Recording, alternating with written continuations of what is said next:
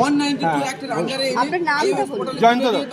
আচ্ছা, আপনি কি এটা আমাদের আইসিটি, আমাদের যে আমরা স্কুলে শিক্ষকতা করছি, কম্পিউটার শিক্ষক হিসেবে, সেই ঐক্যমঞ্চের তরফে আজকে আমরা মন্ত্রীর সঙ্গে দেখা করার জন্য, তার সঙ্গে কথা বলার জন্য আমরা এখানে উপস্থিত হয়েছি মন্ত্রীর বাড়িতে? মন্ত্রীর বাড়িতে।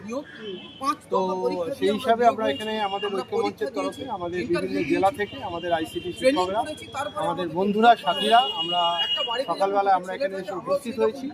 আমরা আশায় আছি বা ছিলাম যে মন্ত্রী আমাদের সঙ্গে দেখা করবেন। আমাদের যে বিষয়টা নিয়ে কাজ চলছে এবং দীর্ঘদিন ধরে 2021 সাল থেকে, 2021 থেকে আজকে 2025 ছাড়িয়ে 2026 ভোটের সম্মুখীন আমরা কিন্তু এখনো এর উত্তর পাইনি।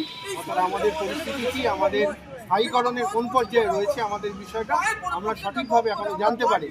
ইতিমধ্যে প্রথম থেকে পঞ্চম ফেজ এই আইসিটি টিচারদের সরকারিকরণ হয়ে গেছে এবং তারা একটা ভালো ধরনের সরকারিকরণের মাইনে পাচ্ছে, ভবিষ্যৎকালীন সুযোগ সুবিধা পাচ্ছে।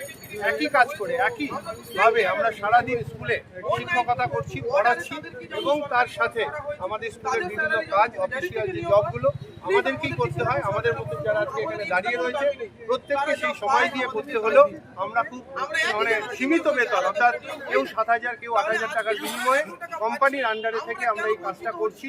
আমাদের সরকারিকরণের বিষয়টা এখনো কিন্তু আমরা বুঝতে পারিনি। সেই অনিশ্চয়তার জায়গায় দাঁড়িয়ে আমরা শিক্ষামন্ত্রীর কাছে এসেছিলাম যে আমরা কি পরিস্থিতিতে আছি, আমাদের বিষয়টা কবে প্রতিফলিত হবে এবং আমরা সরকারিকরণের কোন জায়গায় আমরা কবে তার ফল পাবো, এই আশায় আজকে উপস্থিত হয়েছিলাম। আমাদের এই ব্যথা বেদনা, আমাদের এই দুর্দশা হয়তো আমাদের বাড়ির লোকেরা বুঝতে পারছে। আমরা চেয়েছিলাম সরকার দীর্ঘদিন ধরে আমাদের একই কাজে ব্যবহার করে কেন আমাদের এই নৈরাশ্যের মধ্যে ফেলে রেখেছে, আমরা তার উত্তর পেতে এসেছিলাম। আমরা মানি এই সরকার আমাদের বিষয়টা নিয়ে ভাবছেন, কিন্তু এত দেরি হওয়া যেটা আমাদের ঠিক থেকে গেছে আপনারা ভালো করে বুঝতে পারছেন।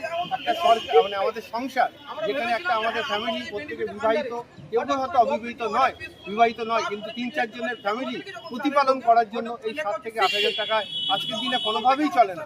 তাহলে কিভাবে আমরা চলছি এই বিষয়টা সরকারকে ভাবতে হবে। এই জায়গায় দাঁড়িয়ে কিন্তু আমরা রাস্তায় নেমেছি, আমরা অকারণে রাস্তায় নামিনি।